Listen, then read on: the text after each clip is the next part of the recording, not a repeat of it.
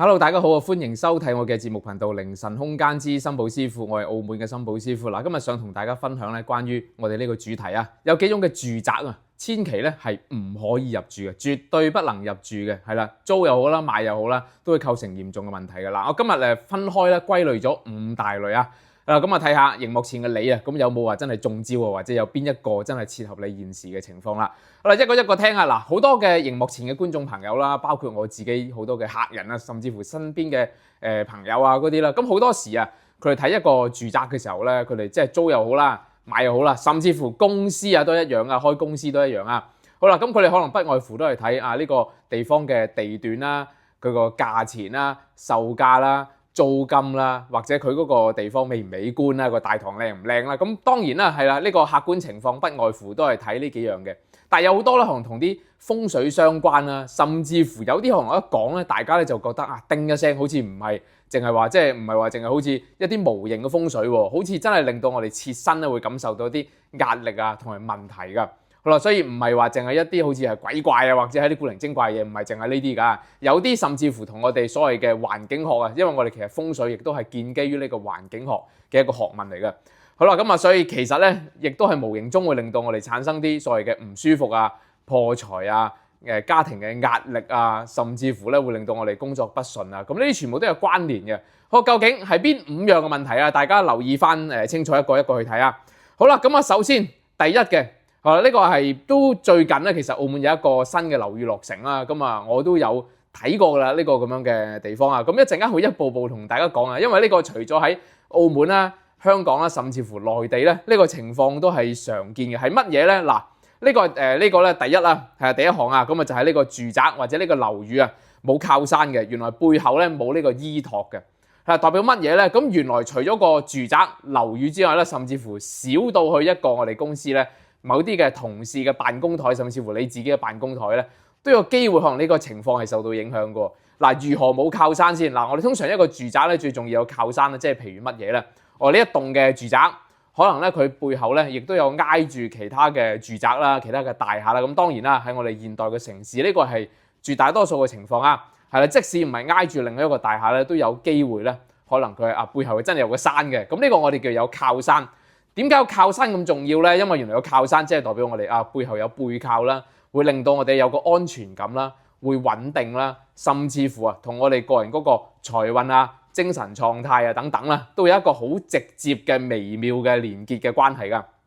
好啦，咁即係點解咧？咁會點解講到呢個情況咧？因為就係正我最近咧就有啲客人咧就問我澳門某個住宅，好啦，咁唔公開講係邊個啦，咁大家自己估啦。因為呢個情況咧，除咗頭先都講啦，澳門、香港甚至乎內地都有機會㗎。好啦，就即係咧佢嗰個住宅咧就好得意嘅起個地方。嗱，老實講咧，你淨係講客觀情況嚟講咧，老實講幾靚嘅，因為佢係正咧就起咗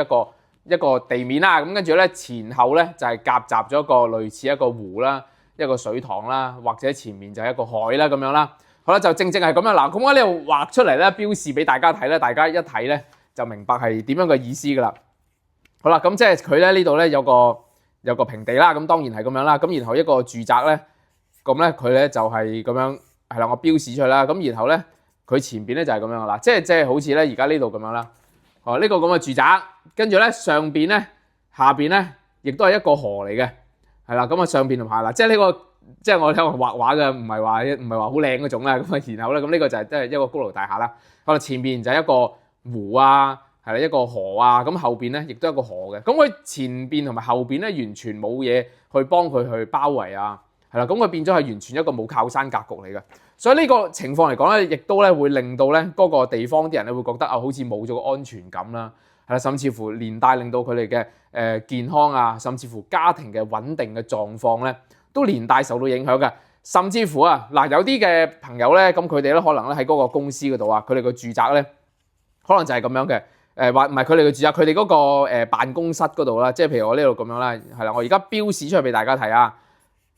係啦，咁嗱。佢嗰個辦公室譬如係咁樣啦，嗱呢度啦，係呢一個啦，佢咧嗰個辦公室譬如我當佢四四方方啦，跟住咧咁嗰位同事咧呢個就係佢其中一個座位啦，咁圓形嗰個即係代表係佢嗰個係啦嗰個同事嘅坐嘅位置，咁佢背後咧係完全冇嘢嘅，係啦，背後可能係一條走道啦，係啦，或者係背後係甚至乎空咗嘅，甚至乎背後咧就係嗰個公司嘅門嚟嘅，或者係其他嘅門啊。咁成日有人走嚟走去。嗱，好啦，先唔好講一啲無形嘅風水嘅關係啦，甚至乎啊，你自己幻想下，如果當你坐個座位咁，咁你係對住個電腦做嘢啦，咁啲人喺度行嚟行去，你係咪都可能會冇咗個安全感啊？呢個嚟講，亦都會令到嗰個嘢咧，可能即係嗰個同事咧，可能就會做嘢咧，嗰個專注度啊，亦都會大打折扣。係啦，會令到嗰個人嚟講，可能做嘢會容易做錯啊、飄忽啊咁樣啦。其實我哋風水上面咧，亦都有一個講法咧，就話如果你冇背靠啊，係啦，咁正所謂咧行運嘅人咧，就可能冇幾耐咧，嗰人就會走啦，跳槽去第二個公司啦。唔行運嗰個，亦都會因為咧，可能就係佢坐喺嗰個座位嗰度咧，就成日做錯嘢，跟住最後俾公司炒魷魚啊！嗱，呢個風水上面真係有一個咁樣嘅正統嘅説法。當然啦，我今日唔去特登係講一啲話係一啲 keyword 啊，或者係一啲關鍵字啊咁樣，即係啦。如果唔係講出嚟，大家都唔明啦。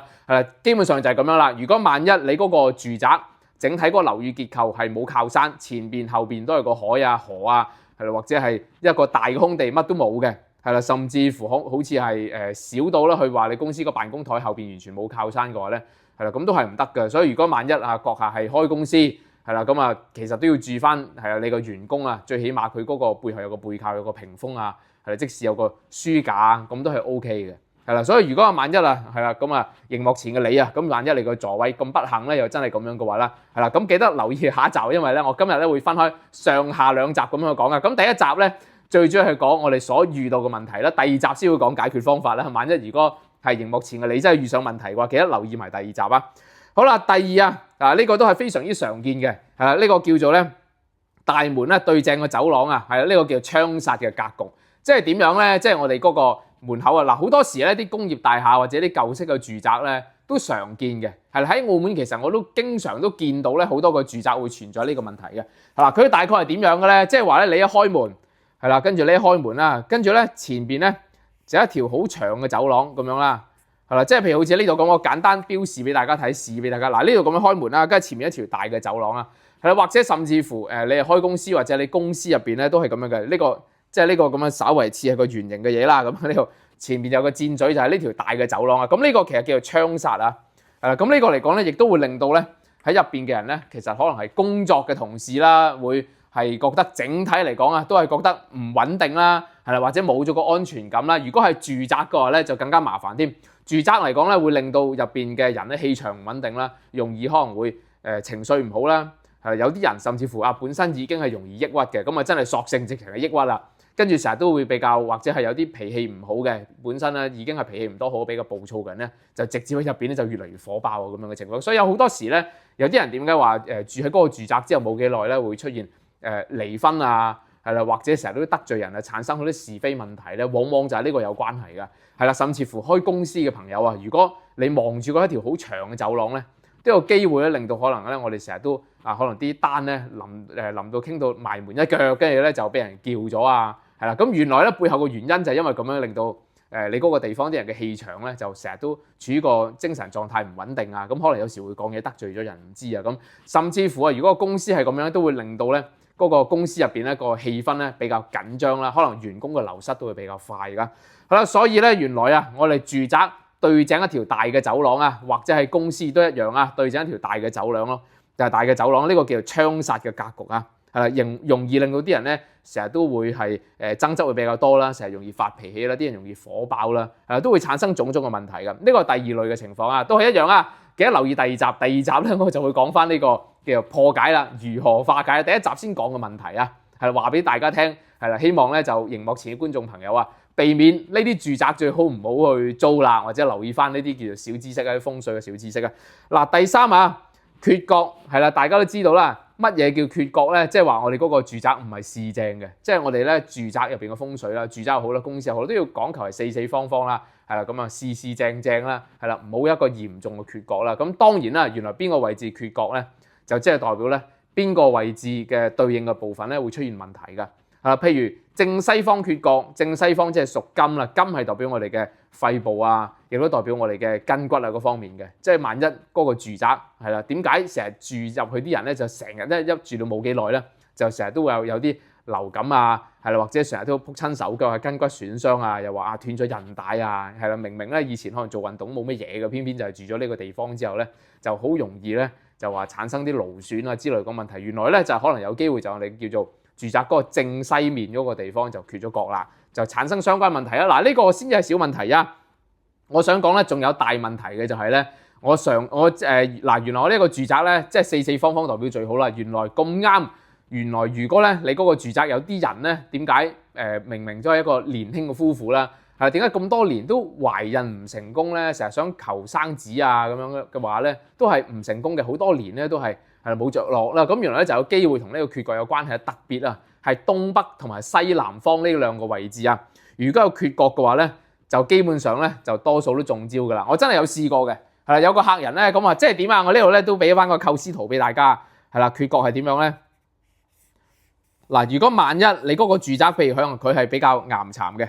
係啦，咁我打個交叉先，係啦，呢個住宅係啦，呢個就係嗰個人嘅住宅啊，即係譬如我撞啱呢個地方咧，就係佢嘅西南啦，呢個就係東北啦。咁你嗰個住宅咁啱呢兩個位置咧缺咗角啊，原來呢兩個位置缺角咧，一個咧就代表係阿媽身體唔好啊，係啦，阿媽嘅身體唔穩定啊，甚至乎令到嗰個懷孕嘅機率咧都會降低㗎。另外嗰個位置咧就代表子女宮，係啦，咁啊即係代表咧嗰個子女嘅緣分咧係相對比較淡薄㗎。咁呢兩個地方嚟講，如果係缺角嘅話咧，都係容易產生相關問題。咁當然啦，如果閣下係產生呢個問題嘅話咧，咁其實亦都可以考慮留意翻我哋第二集。第二集我會講呢個化解方法啦。咁係啦，所有嘢都有化解方法嘅，大家唔使擔心啊。但係當然啦，今日想即係想講翻俾大家聽咧，就係如果萬一啊，你即將要買一個住宅或者即將要租用一個地方嘅話咧，本身就睇咗呢一集咧，咁留意到啊，原來呢個係問題嚟嘅，咁我哋就直接唔好租個地方咪係咯，係啦，或者閣下都係，反正都係租啦，咁嗰個租約都差唔多滿啦，咁不如索性又直接係搬走啦，係啦，咁當然啦，呢個係最直接嘅解決嘅辦法啦。如果唔係，我係買嘅，係啦，咁可能真係要留意我哋第二集如何去化解呢個問題啊。頭先講咗啦，呢個缺角原來都可以咁嚴重嘅，某啲嘅地方對應我哋嘅某啲嘅部位啦。係某啲嘅地方原來對應我哋嘅子女宮啊，會產生可能我哋係生唔到小朋友啊，都有機會㗎。係啦，甚至乎有啲嘅位置咧，會可能入去個男主人啊，即個男方咧成日都精神不振啊，咁呢個咧都係同缺角有關係嘅。所以如果萬一你租用嘅地方係一個好嚴重嘅缺角，係完全唔市正嘅話咧，就真係要諗諗啦。萬一係租約期滿，係咪要搬走咧？係啦，或者係咪要如何化解咧？咁呢個自己留意翻第二集。係啦，第四個就係乜嘢咧？嗱，我哋如果住啲低層單位嘅老友咧，咁咧熒幕前嘅朋友啊，如果你住啲低層單位就要留意啊。係啦，前邊完全係遮咗我哋嘅光線嘅。嗱，澳門真係好多嘅，內地啦，去到珠海一帶咧都好多嘅，即係我哋呢啲嘅舊嘅城市啦、舊嘅區域啦，喺澳門大家知道啦，好多嘅唐樓啦，咁可能零零丁丁咧，你就住咗個唐樓就5層高，咁仲要住正係2樓、3樓添，跟住前邊咧、後邊咧全部都包圍晒咧。係啲高樓大廈，可能已經係有20層啊、20幾層啊、30層高嗰啲大廈，咁你咧完全係冇光線嘅。係你大家知道啦，澳門仲要係嗰條馬路特別窄過人㗎啦，大廈同大廈之間本身已經距離好近啦。咁所以咧，有時會令到我哋啲住唐樓嘅朋友，仲要住2、3樓嗰啲咧，係完全冇光線嘅。係啦，咁呢個咧嗱，呢個喺環境學上面咧產生兩個問題啦。第一係空氣可能唔流通，容易潮濕啊。滋生細菌啊，咁當然啦，最重要嘅一點就係令到啲人特別容易病啊，啲嘢發毛，你自己住得都唔舒服啦。入邊嘅人咧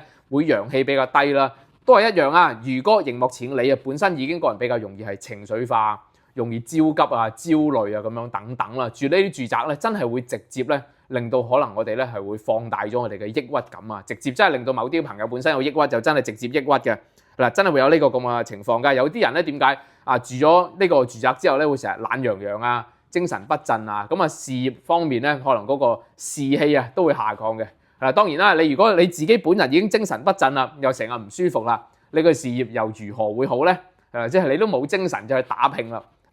係啦，咁樣你嗰個工作又點可能會好咧？嗱，呢個第4類啊，第5類。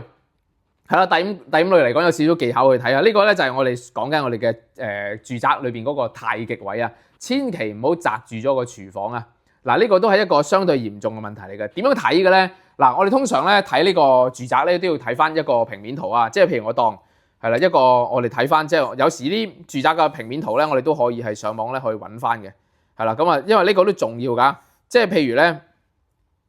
譬如我當嗰個住宅真係咁樣啦。好啦，呢個咧就係我哋嘅住宅，譬如我當呢個就係個大門啦，係啦，咁啊，然後咧呢兩個下邊就係呢兩個就係個房間咁啦。我當如果正中心嘅點咧，原來就係我哋攞個平面圖先睇得出㗎。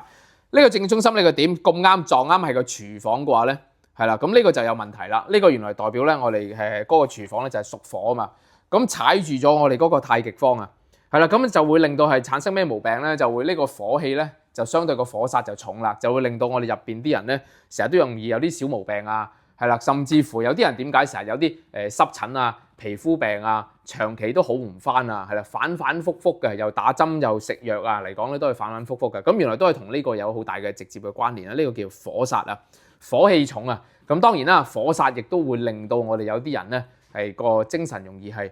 火爆啊，情緒比較容易係火爆啊、焦急啊咁樣啦。當然啦，呢個係次要嘅問題啊，最重要嘅容易令到我哋長期產生皮膚毛病嘅，係啦，好多啲大小嘅麻煩事情發生啊，係啦，咁啊令到我哋嗰個住宅啲人咧都係唔安穩嘅。嗱，呢個第5類啊，咁啊，所以當然啦，如果你話睇嗰個點樣睇我哋嗰個太極點，即係嗰個中心點啊，真係要攞翻嗰個住宅嘅平面圖嘅。所以有時咧都建議大家係啦，去租用一個物業啊，或者去買一個物業啊，或者去租一個單位咧，要搞啲生意嘅話咧，記得咧都係最好就係上網咧揾翻相關嗰個地點嘅平面圖出嚟啦。我哋睇翻下會唔會有啲缺角啊，或者有啲咩問題啊？咁我哋透過平面圖其實相對比較容易分辨嘅。好啦，咁當然啦，呢度5個要點啊，講翻今日想分享翻俾大家聽啊。咁記得今日我哋會分享咗呢個第1集，咁第2集嘅話咧就會講翻呢個化解嘅方法啦。咁啊，大家係啦，記得留意翻。好啦，咁啊，熒幕前嘅你啦，唔知你又有冇真係中個招咧？好啦，可以喺留言下